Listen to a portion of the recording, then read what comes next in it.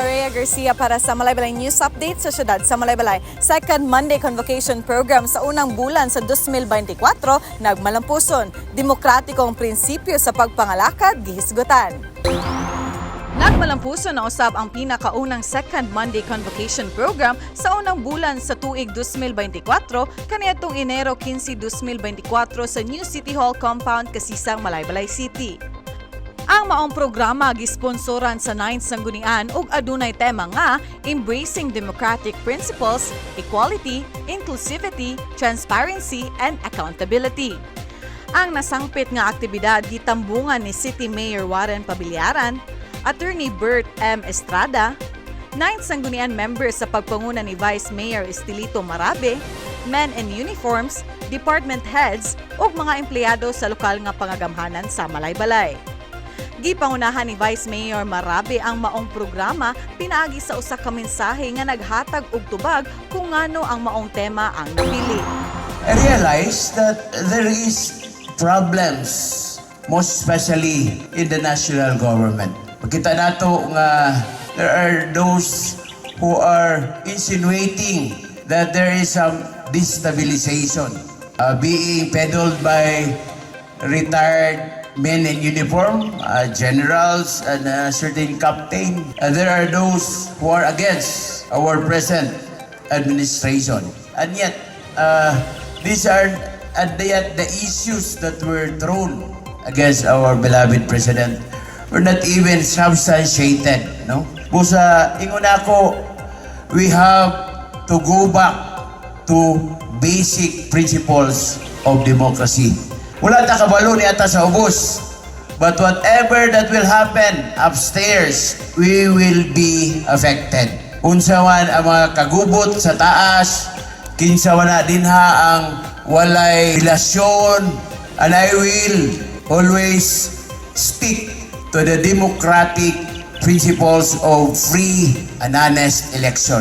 So, muning niabot mi aning tema. I hope we will learn a lot. Ang pinili isip dinapit nga mamumulong sa maong programa mao si Attorney Bert M. Estrada, usa ka inilang tribal dato, practicing lawyer ug nahimong presidente sa Integrated Bar of the Philippines. Diin iyahang gipaambit ang iyahang kahanas, kahibalo ug kaalam kabahin sa nasangpit nga tema nga naglangkob sa demokratikong pagpadagan sa gobyerno. Instead of finding the legal and political definitions of these terms, let us find the equivalent values that promote such principles of democracy and benchmarks of good governance. It is not that difficult. These values or norms or batasan are what we have all been taught by our parents and elders, by our churches, our schools, and our communities, as what is good. As they say, it is as basic as GMRC, good morals and right conduct. But we sometimes find that these basic things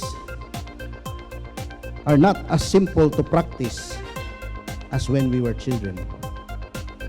In today's modern world, a person of values and principles is referred to as an idealist.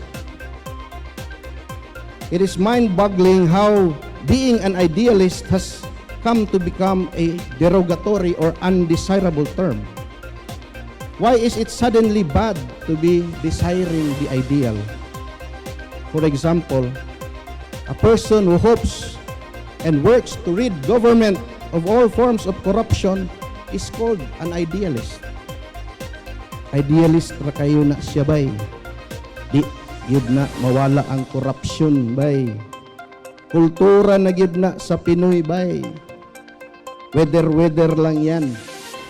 Praktikalan ang kinahanglan karon. Para paspas, bayad ta under the table, over the table, including the table. Gamay ramani nga kantidad para man pod sa akong pamilya. Dawat lang ta, kana bitaw uban mas dako kana silag na kaukaw. And so many more.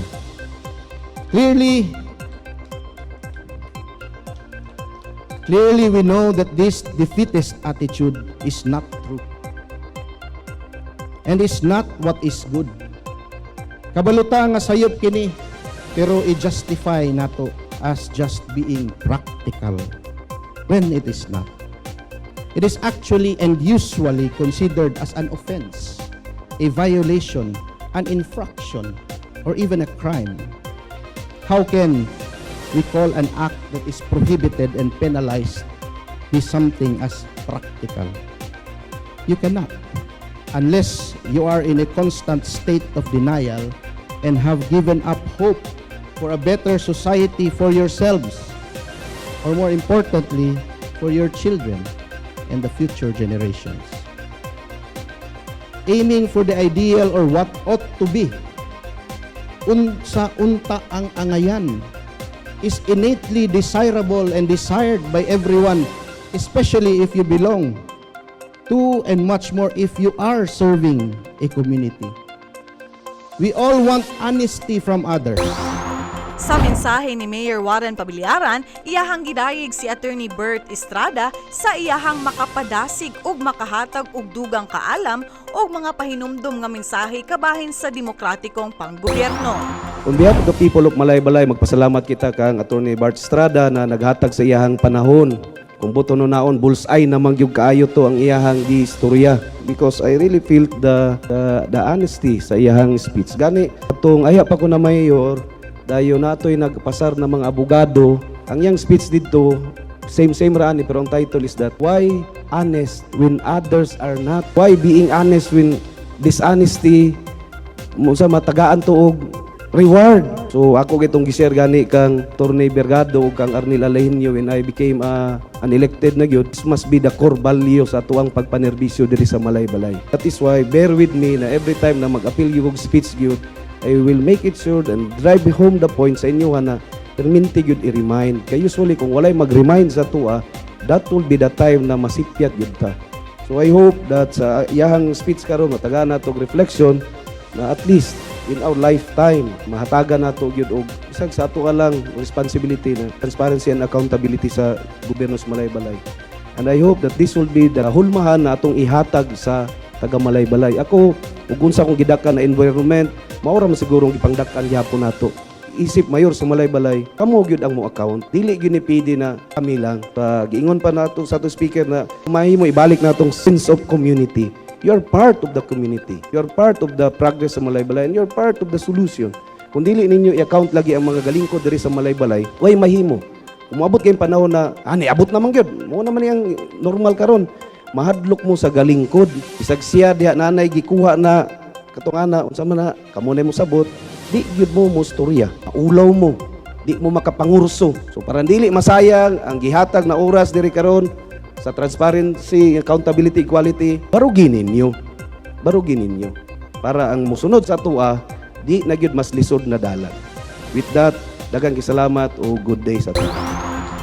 Sa maong programa, gitagaan og pasidungog sa lokal nga pangagamhanan sa dakbayan sa Malaybalay ang mga atleta sa Batang Pinoy nga nagdala sa garbo og ngalan sa Malaybalay.